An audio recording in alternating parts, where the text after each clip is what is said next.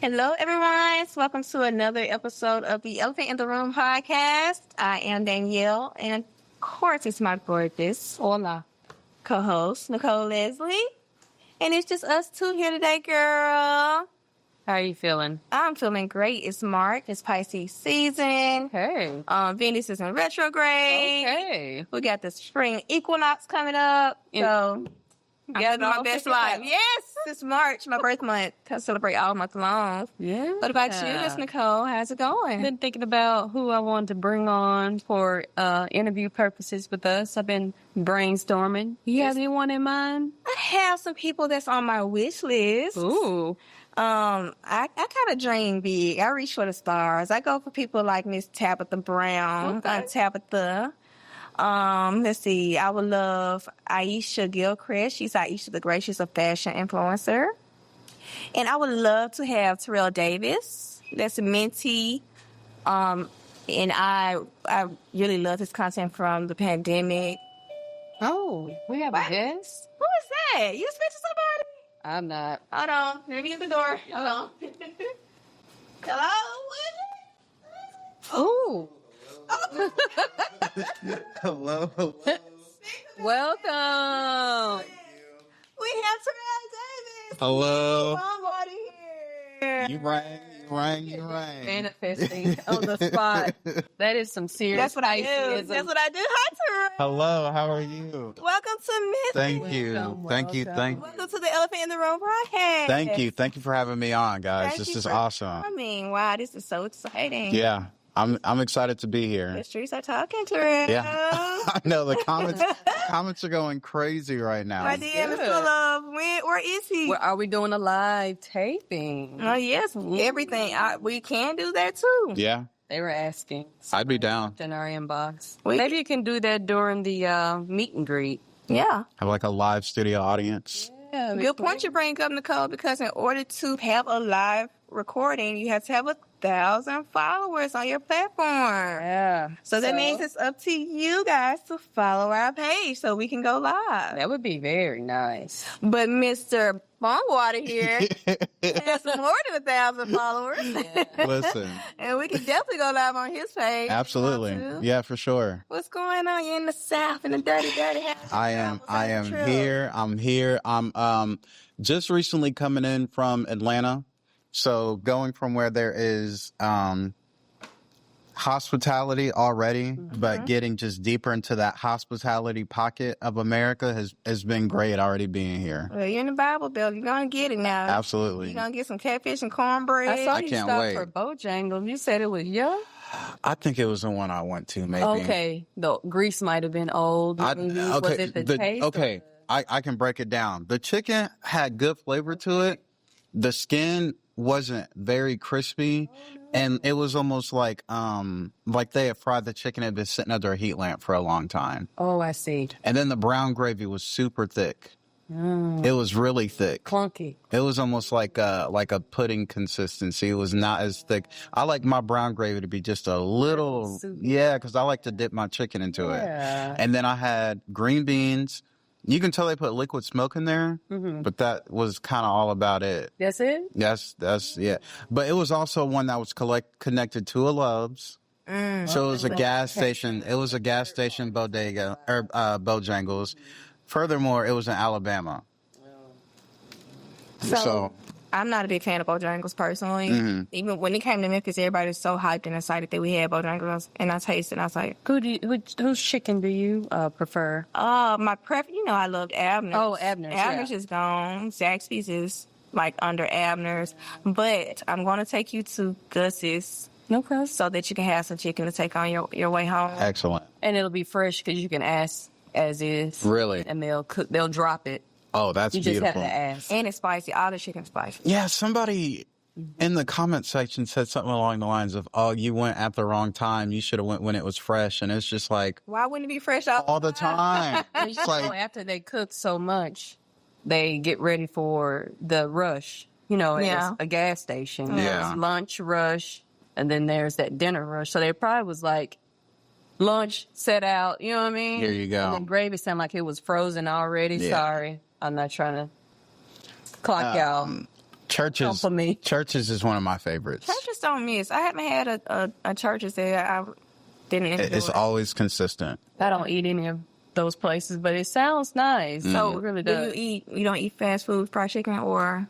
I'll eat some chicken nuggets from Chick-fil-A. That's about it. And that'll be like, because I'm so tired that That's I not a bad stopped. thing. But I stopped eating that type of, before COVID.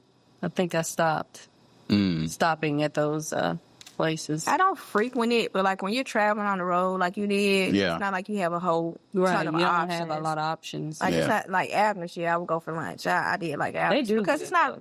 It's fast They're food, but it's good. not. Even they're Abner's. skinless. Like when they Yeah, do they have the grilled chicken? Oh, yeah. Really? So they have options. They had. Oh, I'm sorry. They are gone. We miss you already because you were across the street. Yeah, and then it was. I was going to say, I thought we walked past them. They're close down. Yeah. They're close. They closed. All right, so every guest get an icebreaker, even though you are you. We're gonna give you an icebreaker Okay. too.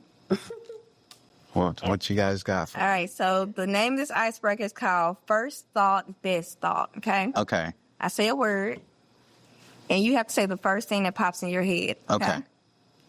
All right, so here's the first word. Success.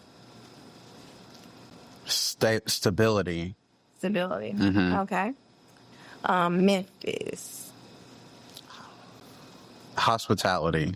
Okay, I'll take that one. Money. Volatile. Love. Volatile. Like, yeah. All right. Social media. Social media is, what's the word? Capitalism. I dig that. That's a good one. Fame. Optional. Therapy.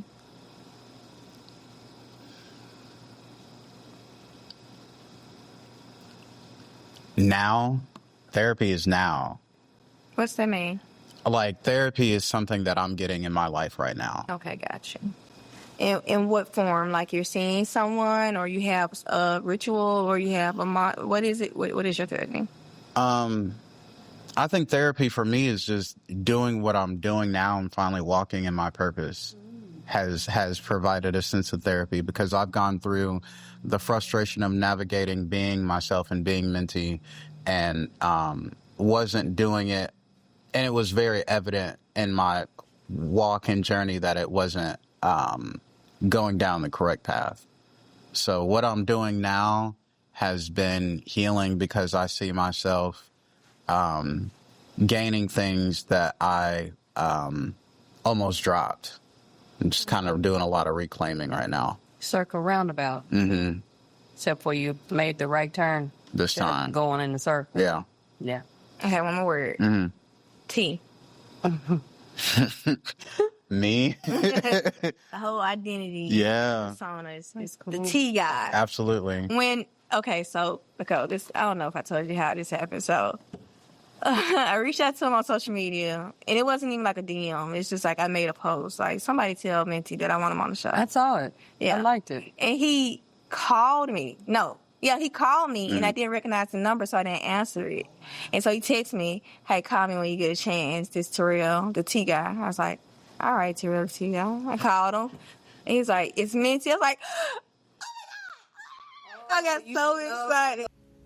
Rooted stretching and flexibility is growing. We're extending our reach even further to help the community reset, recharge, and grow. So we give you Rooted Retreats. Everyone needs a reset. Let us help you find yours with Rooted Retreats. Brought to you by Rooted Stretching.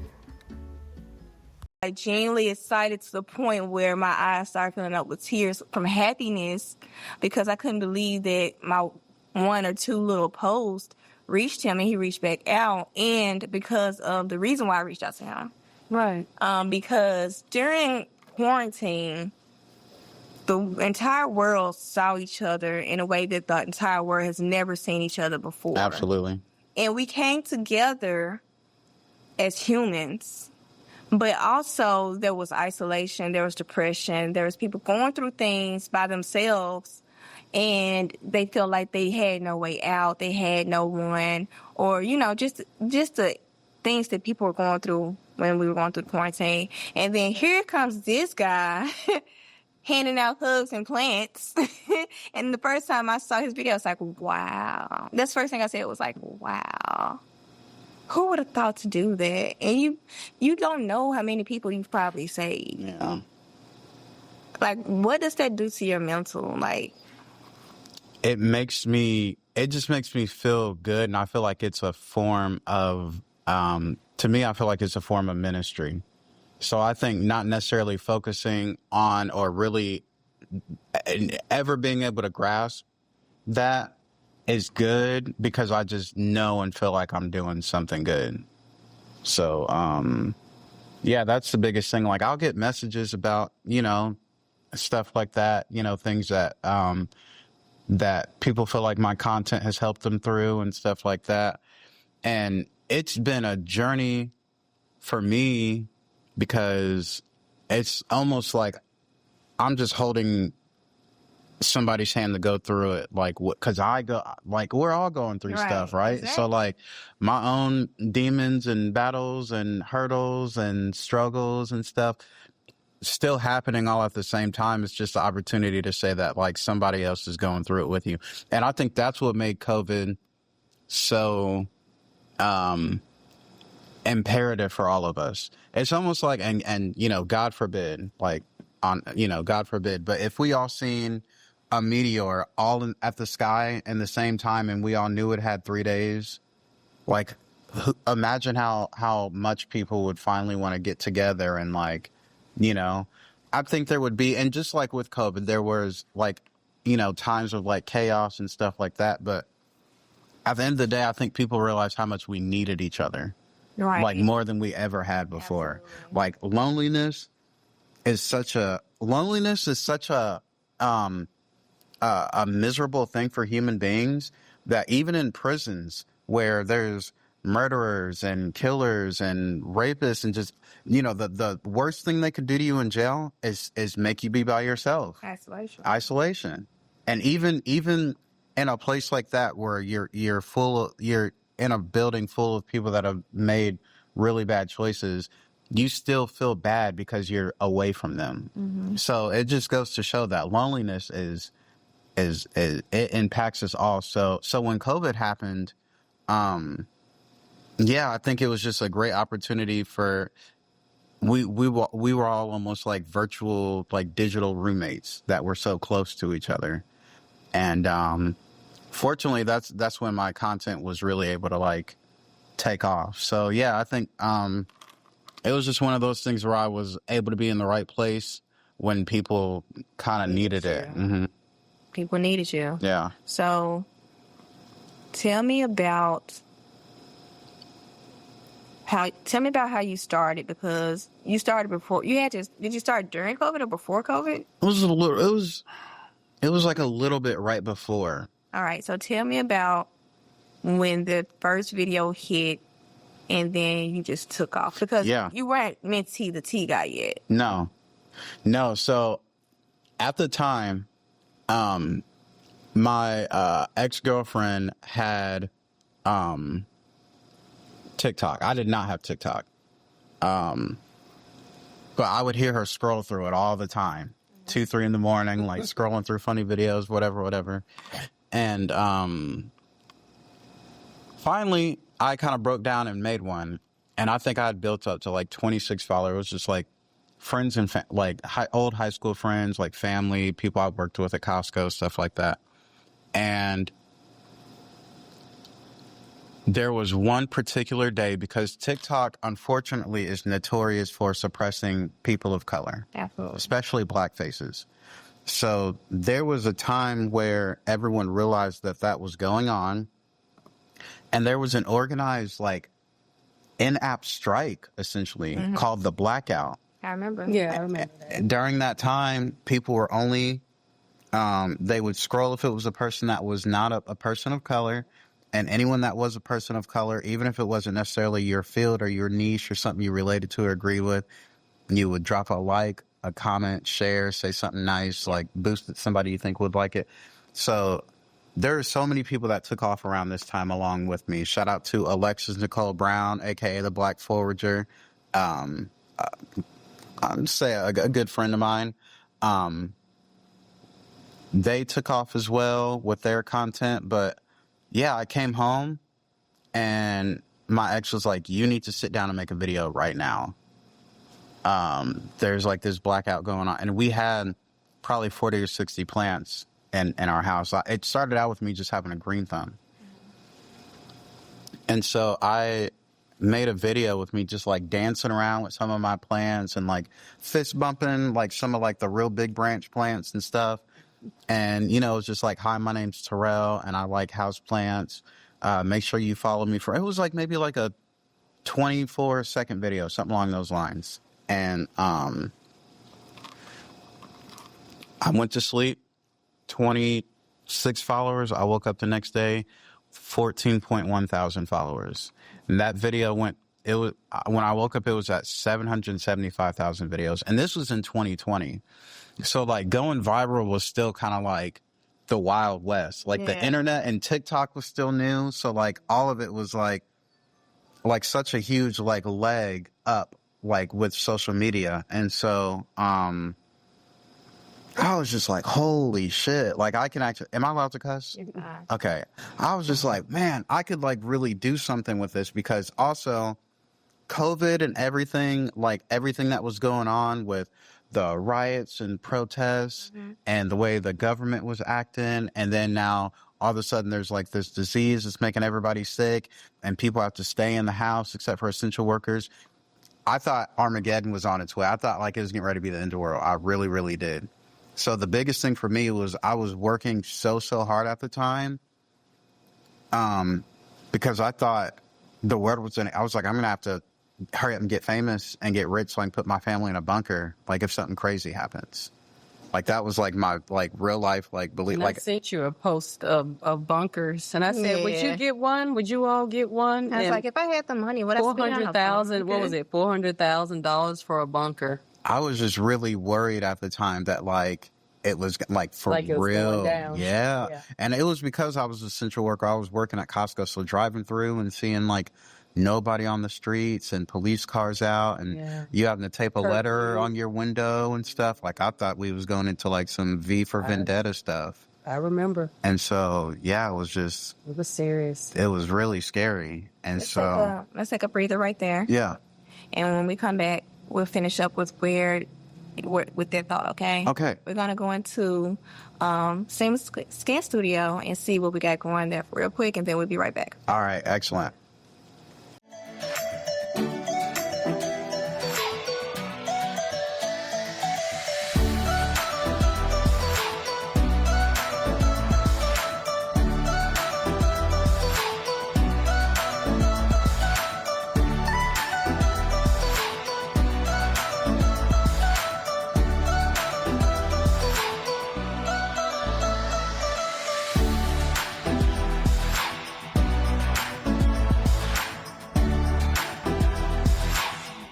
All right, guys, welcome back to the Elephant in the Room podcast. Hopefully you took a moment to book your appointment at Same Skin Studio for your facial, your stretch, your hair appointment, your nails, or your wax. Anything that you need, go ahead and book it. We're back here with Terrell Davis, also known as the Mintybongwater. Hello. Telling us about how he started, how you felt when you started. Absolutely. To go viral. Yeah. So, it was an opportunity that turned into me just having a slight understanding of business and knowing that I could turn something from it, but also just from a survivalist standpoint. Like I said, I didn't know what was getting ready to happen in the world during 2020. Right. No one did. It was a very crazy, unsettling, unanswered time. And so I felt like me needing to immediately, so I was working so hard because I felt like I needed to immediately get somewhere so that I could have money to take care of my family, because I didn't know how bad things were going to get. I think that during that time, a lot of people made more money than they ever made before. Yeah. Especially starting your own businesses. Everybody was making things. Everybody was selling things, doing things. Personally, we started making weed boxes. Oh, fun. So we would take cigar boxes from the liquor store. Yeah. And then we customize them, like if you was a 49ers fan or whatever you wanted on it. And then had like the matching color grinder and stuff in there. That's actually a fire idea. That's nice. It was very lucrative. Yeah. But just like everything else during that time, it kind of dwindled off because people had to start back going to work. Going back sitting out. around smoking no more. Yeah. So. Right. Yeah, but that was just like one of the things I did to make money. So that time, I think that a lot of people were, like you said, becoming survivalists. Yeah. And were doing things to, stay on top, because you didn't know what was going to happen. No one had any clue how long this was going to last. Yes. Or if we was going to make it through it. Yes. And that's why your content was so important. It was just so many unknowns that we needed their light. We needed their positivity. And you provided that for obviously, a million people at the time. So from there, you just started with the plants. And then you went into, how did you go to the tea? Yeah, so I am a big fan of Mr. Rogers, Blue's Clues, Reading Rainbow, of course. Shout out to LeVar Burton. And any TV shows along those lines. I'm also the middle child of 5. Oh.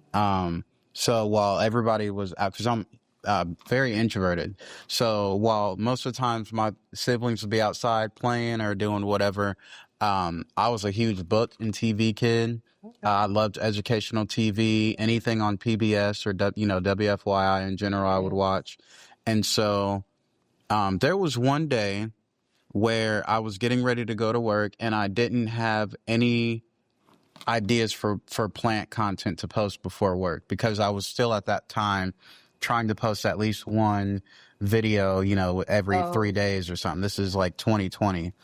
And so I was pouring tea for myself and I was like, that's what I can do. And I was outside on the patio. I had a candle sitting here the same way this one's sitting up.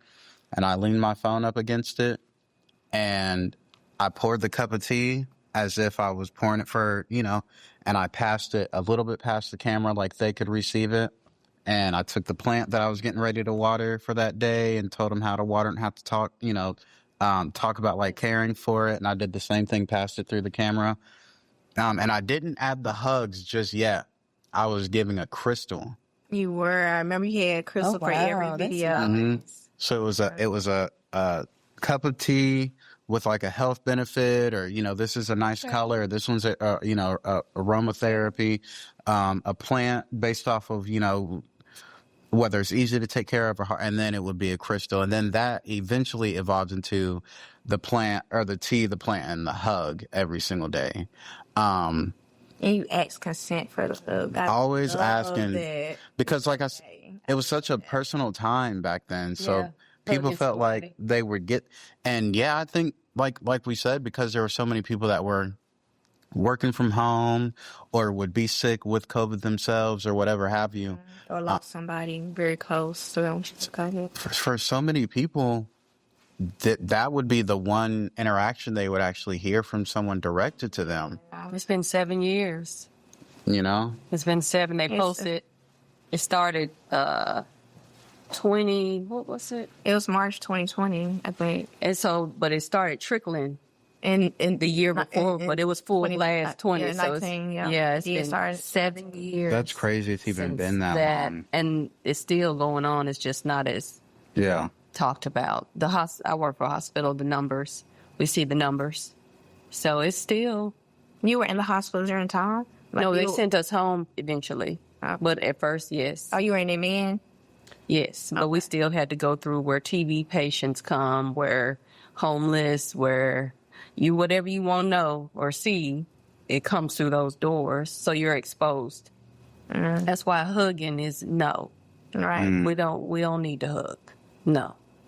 Breathing on each other and all. You don't even know. You might have walked past someone. Just a different level of safety. Yeah. I think what made it so interesting at that time is that usually when a hug or a handshake or a fist bump shows love and affection, during that time, it's like, I'm not hugging you or I'm not touching you because I love you. Yeah. So it's such a switch. Yeah, I don't want to get you sick. And I you know, cough on you. I don't want to get sick. They were sending us home with tests. I had 10 tests. I would always test myself every day. And then some people look normally healthy and look like nothing wrong with them, but be carrying the virus and spreading it to people. Yeah. You just never knew. Like, the whole thing was just a ball of uncertainty. You just never, ever knew. And then, you still had to go to the grocery store because, Uber Eats wasn't a huge thing back then. Yeah. And even when it was, they were getting the orders, like, completely wrong because it was so brand new. So you still had to, like, go out in public sometime. Just a lot. I got more into plants. I did my flower bed. I did too. Plants from Florida. They were all those pythos, but pink. Yeah, I just had them everywhere. I lost I don't know what happened. They were just everywhere. And also teas, exotic teas, anything I can get my hand on that was mint, not compressed yet. Yeah. And so I don't know, I got kind of psycho about it. Stopped drinking coffee. I don't know, it was a different time. Homesteading was at like an all-time It was a different time. Yeah, and that's not even a bad thing. No, I don't think so either. And I really went on the internet like you were when you found him. I was trying to remember who I could remember that prevalent. Mm-hmm. I wasn't on my phone like that. I think I was so shell-shocked that I wasn't on my social media as much as I am now. It's so weird. So for me, I'm a person that thrive off connection. I love connecting with people. I was telling you that earlier. Mm-hmm. And during that time, we were like sending people lunch money that work in the hospitals. We'll like cash up them lunch, just random people you don't even know. Like I made so many posts. Hey, I want to treat somebody lunch today. Wow. Recommend them, and then I sent $20 to them or whatever. And a lot of people was doing that stuff. We had trends in our DMs where this girl was sending this girl a gift. Now it's your turn to send this girl a gift. Oh, that's awesome. We did a lot of stuff. I bought groceries for people that couldn't afford groceries, like all kind of things just to stay connected with people. And I was able to do that because of social media because, when we were teenagers, we didn't have that. Yeah. I couldn't imagine us going through COVID in the 90s. Yeah, it would be totally different. Social media probably is like one of the biggest tools that pulled us through COVID because we were still able to connect with people in France and stay in the house in Australia and still stay safe. Cool. It was even though we lost a lot of people, but we still were able to save a lot of people. Social media was your tool to help save a lot of people. Yeah, that's good. So I mean, it saved me. I just kept seeing all those people die. Somebody's parent or something. That's probably why I was like, you disconnected. Let me just get off here for a little while because there's really just every day somebody was like, hitting the bucket. Yeah, it was bad. I was like, okay, let me find something to do with my time. So that's probably why. No, I understand. I had a friend that was working at St. Jude. She had to quit and she checked herself into Charter Lakeside. Okay, so you got to do what you got to do. Yeah. It was tough. So you and Tabitha Brown. Mm-hmm. Mm-hmm. Because she has her story, too. Her story, she has an amazing story that uplifted people, inspired people, and it still motivates people today because she's still walking in her truth. Yeah. So the impact that your black face has made on the world, not just the black community, is tremendous. And I think that, I don't know if you guys understand the impact that you have or the difference that you made during that time. And I'm not trying to like still harp on such a traumatic thing, but it happened. Yeah. And we don't even really talk about it anymore. And we still are suffering from the PTSD of it still. For sure. In some instances. The hospitals aren't the same anymore. You can't get the same level of care anymore from the physicians, from the ER room, because they're so closed off now. Yeah, had a family friend whose mother never left the house after COVID. My mom had that issue. She's coming out now, but she got COVID so bad that she was in ICU for 30 days.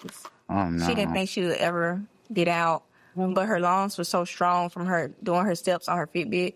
Her lungs had built up so much strength that, you know, she was able to fight the infection, and she made it home. But after that, she blocked up the windows, closed the doors. She said, everybody in the ass, I ain't coming outside. I mean, so it took an effect on our mental in ways that people really don't understand. Absolutely.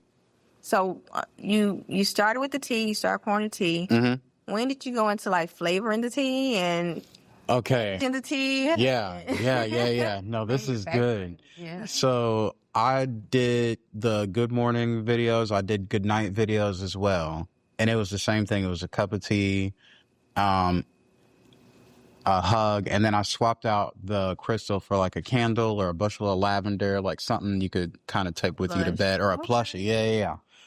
And one morning, I made a good morning video, and it had to have been a kid, because he didn't even have a profile picture. His profile picture is like King Julian from Madagascar.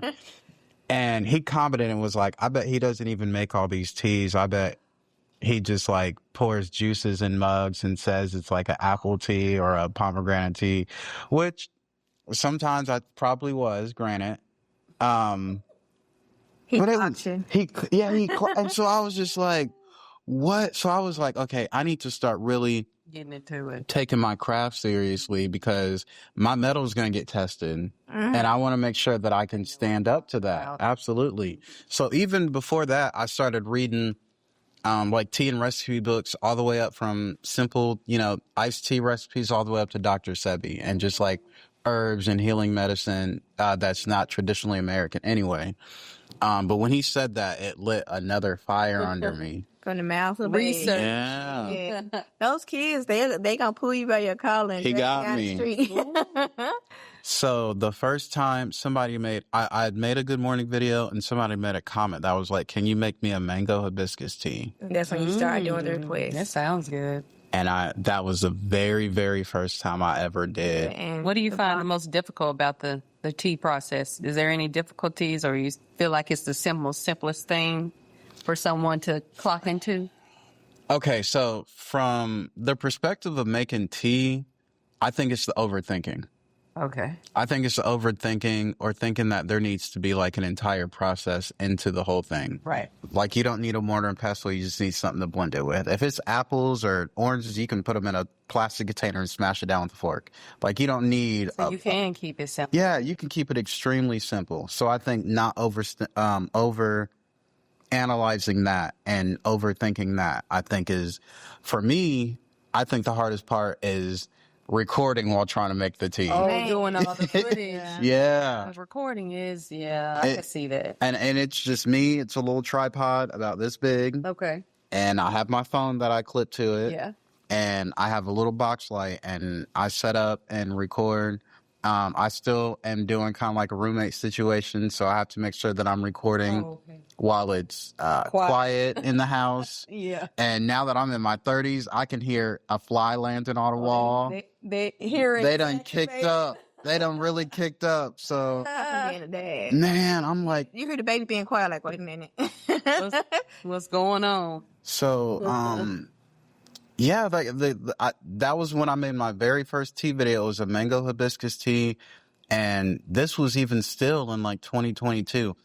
5.2 million views on Instagram for that video, and TikTok, everywhere. I think it did like on it altogether probably like 20 million, just everywhere. And I was like, oh, definitely. You were amazed. Yeah. So more tea requests start coming in. And I would click the option to reply as a video. So they would always have the little comment floating up in the corner. Okay. So I'd always be able to shout out the person who made the request, make the tea, give a review of it. And it made my audience feel seen, because you're actually talking to them and not talking to... Yeah. People love to and sometimes people make up questions, you know what I mean? But you actually showed that there was an actual person asking you this and you're responding to a real person. Yeah. So that engagement is like more humanized. It's like we're all making the tea. Right. It's just my hands that are doing it. But it's everybody's suggestion. Everybody gets to see it made. And at this point, I've probably made, I don't know, maybe 200 or 300, if not more. There's a lot of different flavor combinations that you did. Mm-hmm. Cool. What is the future looking like for you? What do you, is there anything that you can share with our audience that you're gonna you are just gonna cultivate? You're gonna start seeing more minty tea products, and right now I'm not too concerned about big box. I want to get my teas in as many different cafes, yoga studios, wellness centers, local coffee shops and things along those lines. Just always being like in the community and like for the people is like one of the biggest things that I'm like focusing on right now. And I think that's really the biggest goal. So I'm touching bases in as many states as possible. I'm looking at small businesses and shaking hands and rubbing shoulders with the right people. Me and my team just got to the point where we have a wholesale menu put together. So that's like the biggest thing right now is getting the tea on the shelves. As far as business-wise, personally, I just want to continue to peel the layers back of who Terrell is and show more of myself to my audience. Because it got to a point to where I'd almost felt trapped behind that counter. Like I'd almost felt like a robot that was only responding to comments. And now I'm experiencing the freedom of like showing people like that my content could be funny, or thought-provoking, or just downright like goofy, you know, like relatable. Relatable. And so I'm I'm going through the process of a very soft yet effective rebrand of like blending Minty and Terrell into like put yourself out. Yeah. Okay. Absolutely. Doing your therapy, as you say, your walk. That's like the most therapeutic thing for me. Yeah. Like even like I'll make posts now, and I'll be like, should I post this? Like I made a post talking about how Bojangles is gross, and then it got a whole bunch of reactions. And then last night at like 2 a.m, I clicked on the post and I seen there was like 3 angry reactions, and so I screenshotted it and posted. It was like, to the 3 people that posted an angry reaction, like, send me your location, I want to fight. And I was just like, should I post that? Certainly, like, Minty. But it's like, no, that's the kind of stuff people need to, like, see and hear. Like, we can all, like, laugh and stuff, too. It's not all about taking yourself so serious. You're not that just, everybody's not always positive. Yeah. Everybody's not always a ray of sunshine. Absolutely. I'm not saying that the other side is bad. It's just like, you're a whole person. Absolutely. You know what I'm saying? So, tell everybody where to find you. Yeah. How to order your tea. Yeah. Give them your information, your deets. So you can find me. So the only place that I am still Mintybongwater is Facebook. That's not going to change. I just feel like the connection's still there for me. So I am Mintybongwater on Facebook. All other social media platforms, I am Call Me Minty. That's CALLMEMINTEA. We have a interview series on YouTube called The Steep House. So once you finish watching this entire episode, make sure you go and subscribe to us at The Steep House, STEEPHOUSE. As far as our teas go, I would consider somewhat along the lines of an artisanal brand. So we only put together about 1,100 to 1,200 units of tea per month. This month's drop is going to be, I believe, on the 27th of March. Anytime after that, make sure you subscribe to our email list. That way you can get updates for future drops, new tea flavors, accessory drops, things along those lines. And pop-ups. In the meantime, I have plenty of tea recipes for you to try making tea yourself at home. Once again, at Call Me Minty, CALLMEMINTEA. All right. And before we wrap this up, we always do a group chat where we go on social media, we pick like a hot topic, and then we chat about it. We give our Ooh. Okay. I can get down with this. All right. We have one from Tim. Okay. Tim posted yesterday. Okay. And it seems What's to Tim have talking about? ruffled a couple of feathers, so I think we should talk about it. Oh, yeah. All right. Tim said that, I'm sorry. That's night. So Tim made a comment about how, and then we talked about it too, so I can speak for him. Your hatred of bonnets in public is rooted in white supremacy. What's the eye roll? No, Ira, I would agree. Yeah, I agree as well. I would agree wholeheartedly. In fact, I wear my bonnet in public in solidarity with my good sisters. Really? I do. So you support the bonnet. Oh, yeah. I wear mine to the gym. Oh, wow. I'll stop and go to the store afterwards. I don't snatch it off to go nowhere or do nothing. So, Nicole, what's your No on the bonnet.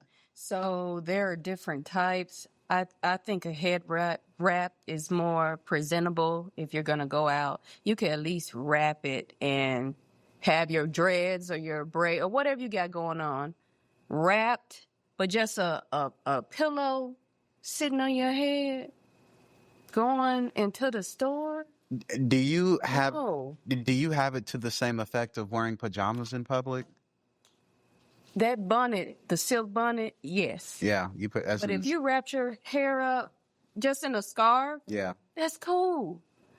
The bonnet is PJ rhythm for the pillow, so that your hair won't get snagged on the pillow. That's the origination of a bonnet. Now, a head wrap or a head scarf, that is the proper thing I feel that our beautiful Black people should wear to the good Krogers. Yes. Okay. It's my That's turn. right. Oh, please, come on. All right. Just gonna be on your side. Hold on. I was raised with a mama.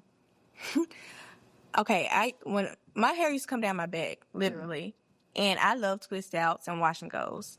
If I walk in my mama's house with a twist out and wash and go, she gonna say, "So you didn't feel like doing your hair today? You just rolled out of bed today?" And I'm thinking I look good. On the flip side of that, I wear my bonnet to the gym under my head to protect it from breakage from wearing other things on top of my head. I just feel like, why do you care? Well, why do you care?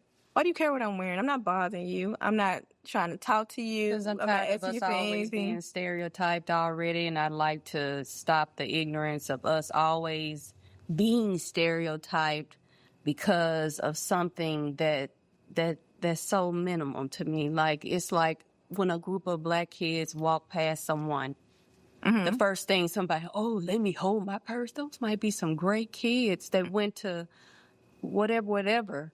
I just feel like I'm trying to, I guess I want us to look as good as I think that we are. And I feel like when we wear it out that way, I just don't like the stereotype. Yeah. Okay. That's all. Okay, so the point Tim was making was that Black women are judged harder than anybody else. And that bonnet is used as a tool to be able to do that. Yeah. Oh. As a form of white supremacy, because you won't go to a Black man and say, "Hey, why you got your pants down?" Or you won't go to a white person and say, "Hey, why you got that thong on and showing?" Or whatever. But Black women, you'll call her out and say, "Look at her with that bonnet on. Why you got that bonnet on? You look like XYZ." You know what I'm saying? So he's saying that okay. in advocacy of Black women, the bonnet shouldn't be used to hold us down. And y'all, I was thinking about the men. we all deserve, and I speak for my sisters more particularly in this situation because that's where a heavy amount of the bonnet wear community is, right? But we deserve to feel comfortable and go out into spaces without having to prep. I think that's where the anti-Blackness comes in, is that we have to almost squeeze ourselves into this box of presentation. It's the same way I feel about, if you have locks, they have to be pulled up in a professional set. And I'm not saying like in a food place or something like that where the hair, I'm talking about like in an office. Yeah. I think it's the same thing where it's like, well, that's to me a form of conformity, because to the mother who has to run and get a gallon of milk real quick for her son from down the street shouldn't have to take her bonnet off or switch out of her pajamas to run and do that. Like, I feel like we deserve to be in any space and any capacity and still be accepted 100%. Otherwise, because it's the cultural aspect of wearing the bonnet, I think it is rooted in anti-blackness. And clock it. Yeah. I'm there. Yeah. I can see both sides of it because I'm raised and how I feel about it. So I can definitely see both sides of the coin, because also, and your effect, and to the effect of people that are also leaning towards that, is we have to how do I put this? Our presentation should be in a manner to show of what we hold ourselves to and what we think of ourselves, and the relationship that we have with ourselves should be held at a standard to where when we step out, it's reflective in how we express ourselves and the sense of, but I do think it is an opportunity. Yeah, it really is a two-sided thing, because it's an opportunity for somebody to be like, someone who's already anti-black to be like, well, I knew it. But it's just like, that was an opportunity for you to say that. It was like a chance for you to say that. So that's a good discussion. It's both sides. That's a good one. I would think. Let us know. Yeah. Let us know in the comments what you guys think. That would be awesome. Yeah. Let's continue this discussion in the comments. And if you have any group chat suggestions, drop those in the comments or DM the Elephant in the Room podcast, and we will bring that to the show. All right. Thank you, guys. Hopefully you enjoyed having Minty here as much as we have. Thank you for having me again. Oh, we got to have a ball. Absolutely. I'm excited. And that plate in the refrigerator waiting on you. I stayed up all night making him. She said the plate. All right, guys. See you next time on the Elephant in the Room. All right. Y'all have a good day. Peace.